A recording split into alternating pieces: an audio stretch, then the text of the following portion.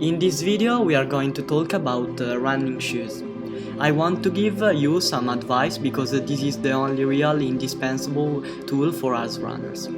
However, it is a tool which, if used incorrectly, if bought in the wrong way, if maintained in an incorrect way, could lead us to have serious problems and serious injuries.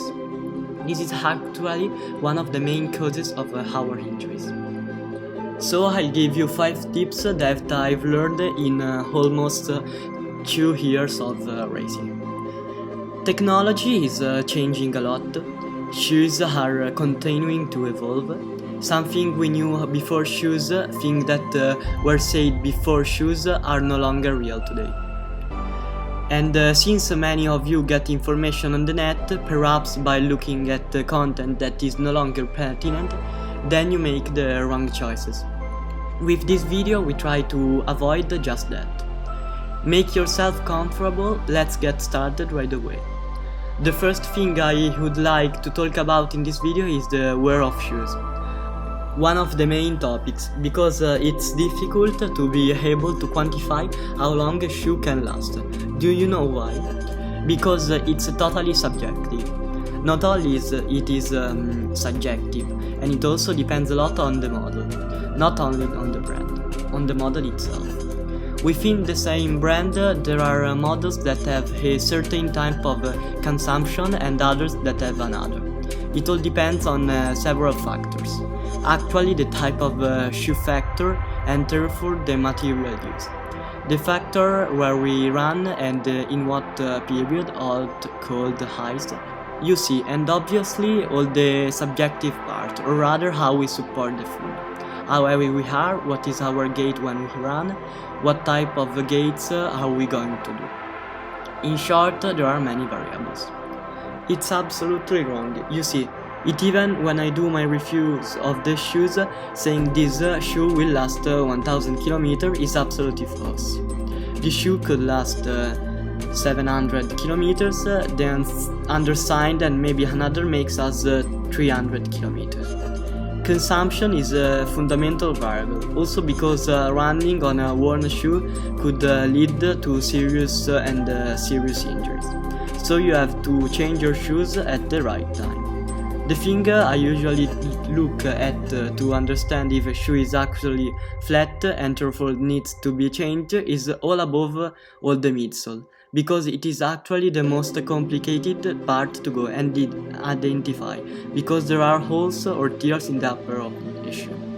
It is immediately noticeable and therefore obviously we avoid running, because it means that the foot is not longer contained in the correct way. So shoe gradually to change. The sole is also quite evident if it is totally worn out.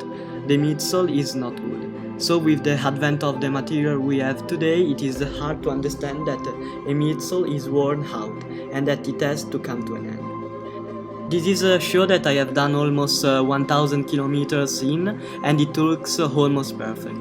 You will have to go and see in detail. In short, these wrinkles, so to speak, inside the sole, which means that it is no longer at the level it was before. And then also because when I ran I felt it a little bit more discharge. So it's okay to use the kilometer as an indicator, especially if a shoe that we already know, or in any case a shoe model we know more or less how many kilometers we could do. But what is important is to go to understand technically if the shoe is still intact, therefore the midsole is being worked on in the correct way, or if it has lost its shape a little bit. Another test I often do is to put it on the table to see if the shoe is deformed or healthy. Let's go and test it on a flat surface. Better a table on this to make me understand if the shoe no longer supports correctly, or start to have a different support. It means that it is deformed. Second advice, pay attention to the measure. I know, it seems like a trivial advice, it's obvious, you have to be careful, but you know that is one of the most frequent mistakes in the runner. Not easy to find the correct size. Every single brand has its measure.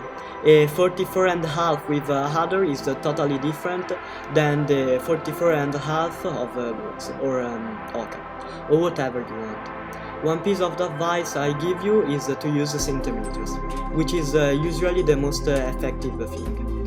But even using centimeters or inches, we won't have absolutely certainty that this is the right shoe for you, because the shape of the shoe itself changes. So maybe in terms of length the centimeters are correct, but then afterwards, however, it is narrow in some way, in a certain point, or the heel has a play that is not good. You absolutely have to try on the shoes. One piece of advice that I still give you is to always keep centimeters between the end of the toes and the end of the shoe. Third tip, be careful with plate shoes, carbon plate, plastic plate, it doesn't matter.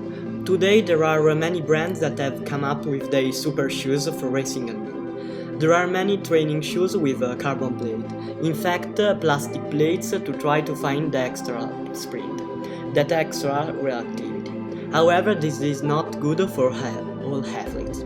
So be careful, you need to understand if you can run with shoes of this kind, which is any case change your support slightly, and above will make you run a little more in the forefoot. But the most worrying thing for me that I see so many athletes out there using this shoe in training constantly, doing so many miles in it. This is wrong.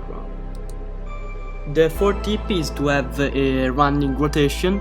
There is a study that showed that there is a 39% reduction in the likelihood of injury if we are equipped with more than one shoe. That's because each shoe makes us run in a slightly different way. Above all, it engages different muscles at different times. I have my slow shoe, my repetition shoe, and my racing shoe. The video is end. I thank you for watching it and I hope you enjoyed.